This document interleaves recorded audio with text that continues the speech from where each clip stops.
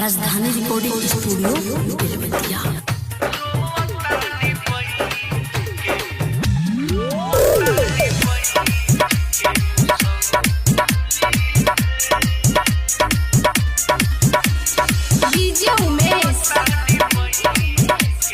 सुखीपुर बाजार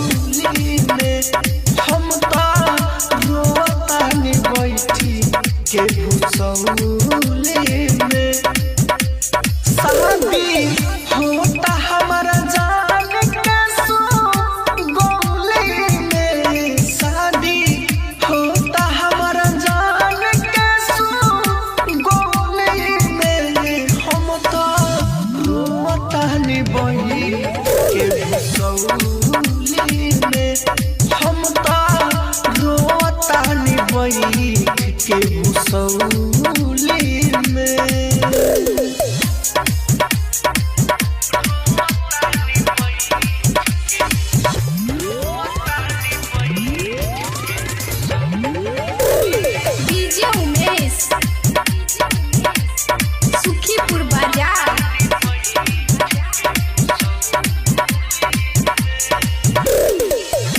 दूसरा के साथे डोलिया में जाई सोची सोची बतिया हमारा आवता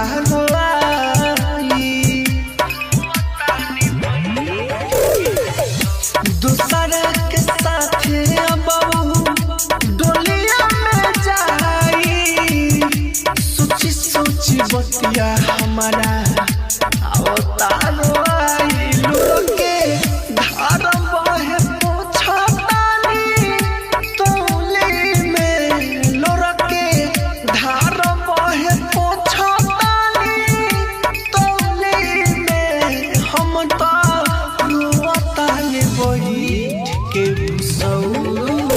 हम तो रोतानी बैठ के भूसौली में।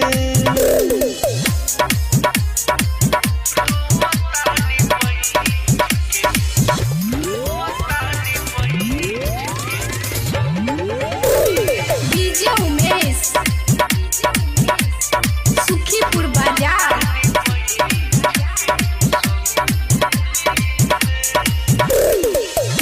मरवा के बास हम तो ढोई रोई खुशिया मंदिर पयाबे हमरे का होई मरवा के बास ढोई रोई मंदिर बुडुआबे हमरे का होई राहुल कहे बारा खाई लपटन पौली में राहुल कहे बारा खाई लपटन पौली में हम तो रोतानी बैठ के भूसौली में हम तो रोतानी बैठ के भूसौली में। राजधानी डिजिटल रिकॉर्डिंग स्टूडियो बेलवतिया।